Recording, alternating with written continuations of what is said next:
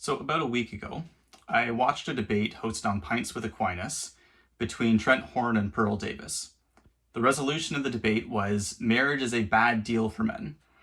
Trent took the negative and Pearl took the affirmative, and I can honestly say it was one of the most frustrating exchanges I've ever watched in my life. There's the obvious reasons. I mean, watching it, you could see both people, especially Trent, getting frustrated with each other. It seemed like maybe the listening skills were not tapped into as much as they should have been. I noticed a number of times where Pearl accused Trent of dodging certain points that he very obviously addressed. It was a very heated discussion. And as a viewer, I have to say I found it extremely frustrating, but for a bit of a different reason. Because listening to Pearl's views on both marriage and masculinity in general, she came across as extremely condescending and downright confused as to what these two things are. As a married man, I think I have at least a little bit of insights into this, so I want to talk about that. Starting with what she just gets very wrong about marriage. And there's two questions she kept asking over and over again throughout the exchange that I think perfectly sum it up. The first one is this: would you sign a business contract where your partner is paid to leave? The problem is that's just the wrong question. It's a very bad comparison because a business relationship and a marriage relationship are just fundamentally different. A business relationship is about mutual exchange. It's about two parties getting value out of each other in a fashion that they've agreed to ahead of time. But that's not what a marriage is. And it's pretty easy to prove that, actually. So consider business partners, and one of them gets terminally ill. He's no longer able to live up to his end of the bargain. Would we give the other partner the privilege of ending that relationship? The answer is yeah, we probably would. We might hope that they would offer an olive branch, but that would be out of friendship, not out of obligation to the business contract. So what if that happened with a married couple? What if one of the spouses became terminally ill to the point where they couldn't offer anything anymore, where all they could do was ask that their partner take care of them and meet their needs? Would we let the other spouse leave? And the answer is obviously no. If somebody did do that, we would call them a disgrace. We would say what they did was despicable. And we would drag them through the mud because what they did was absolutely awful. Why is that? Because a marriage is fundamentally about giving, not receiving. That's what it's based on. Two people promising to give themselves unconditionally. And her second question misses this reality entirely as well. Because the other thing she kept asking is, what do men get out of marriage today? And again, it misses the point. Marriage is not about what you get out of it. It's about what you promise to give. That's what a marriage is. See, the truth is that the one person a marriage isn't about is you. To some extent, it's about society, because we have obligations to the cultures we live in. And marriage is the building block for a family, which is the building block for the society. To a greater extent, marriage is about the children that come from it, because we have a greater obligation to our own kids. And again, marriage is the best foundation for those kids flourishing. But most of all, your marriage is about your spouse. If you're a husband, that means your marriage is about your wife. And if you're a wife, it's about your husband. That's the deal. That's what marriage is about. You can't make it about you, because if you do, you're going to end up in a miserable situation.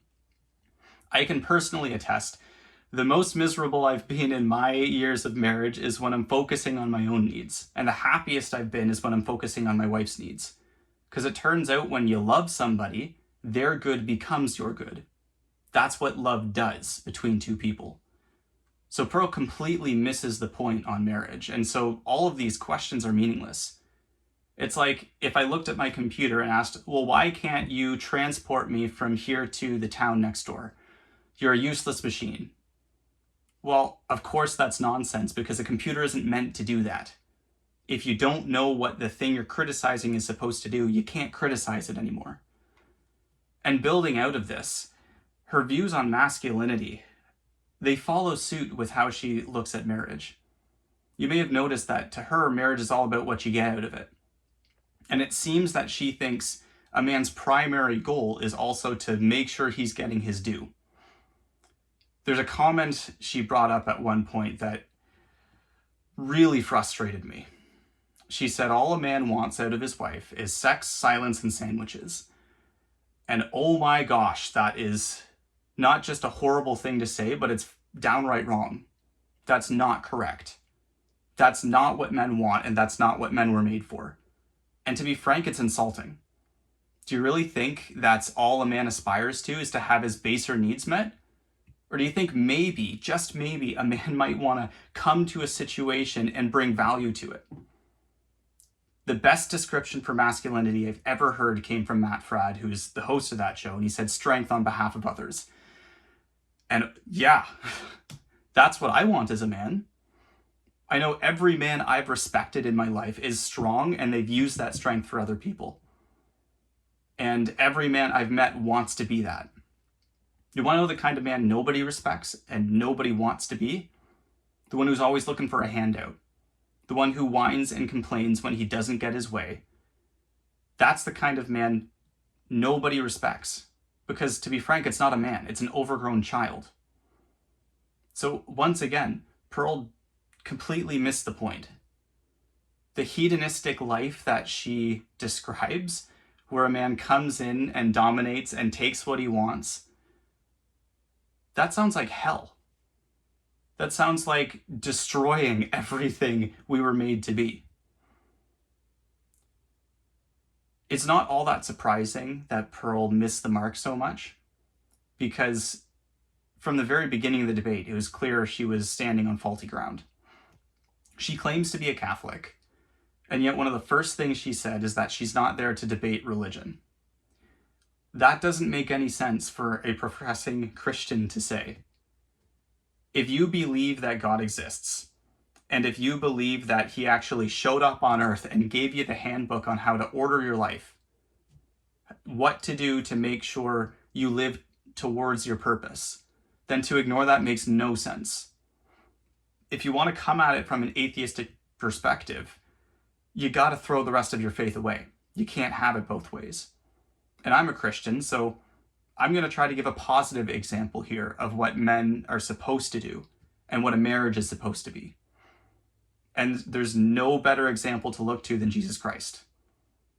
In Ephesians 5, we're told men are to love their wives as Christ loves his church. And man, that just sings to the soul. That just speaks to everything I want as a man. Because let's take that seriously. How did Christ love his church? Well, the first thing he did is he pursued her. For while we were still sinners, Christ showed us his great love that he died for us. And men do the same thing. We get down on one knee and offer ourselves to our bride. There's a check mark.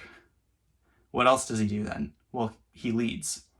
He's spiritual head of his church, of his bride, just as the man is spiritual head of his household. And that doesn't mean dominating. It means, in love, leading the family unit towards God, towards virtue, the good, the true, and the beautiful. And again, that not dominating thing is seen very clearly, because what else did Christ say about himself? Well, he said the Son of Man came to serve, not to be served. Again, that's what men are made to do. And what was the culmination of that? That he laid his life down for the good of his bride, the church. And that is what we call men to do. Look at the historical record. When a ship goes down, you save the women and children first.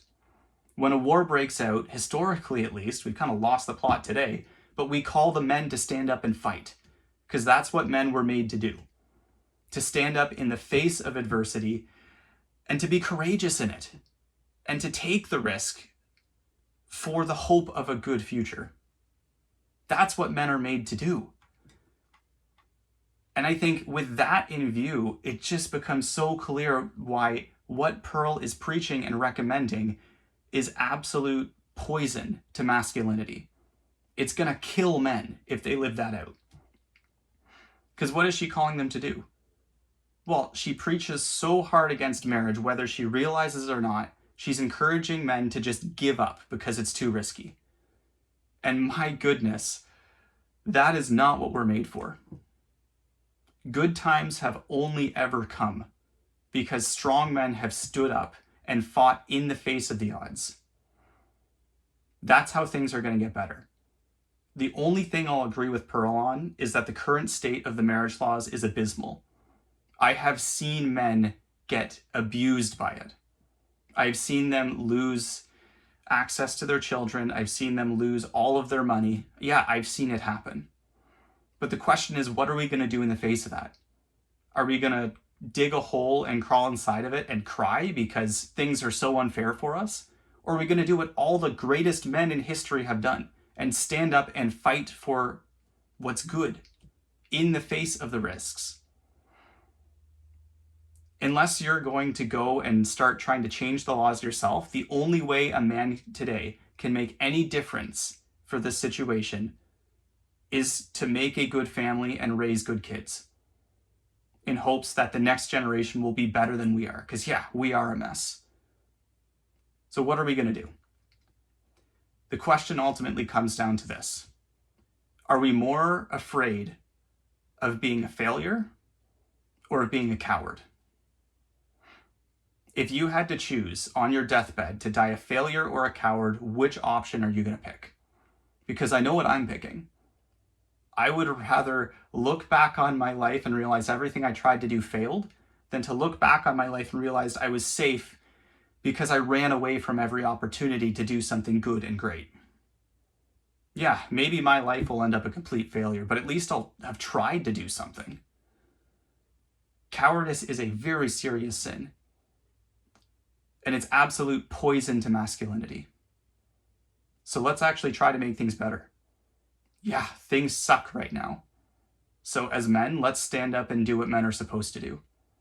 Let's see the risks and face the odds and fight on anyways. Let's be willing to lay down our lives, to have it torn to shreds in front of our eyes. Because that is so much better than living the life of a coward.